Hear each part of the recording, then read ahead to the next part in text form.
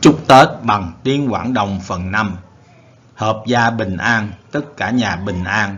Hợp ca bình an, hợp ca bình an, hợp ca bình an. Tâm tưởng sự thành, tức nghĩ gì được nấy.心想事成，心想事成，心想事成。Tùng tâm sở dục, tức muốn gì được nấy.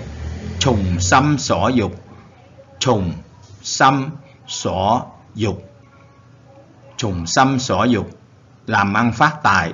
Sang y phát財, sang y phát財, sang y phát財.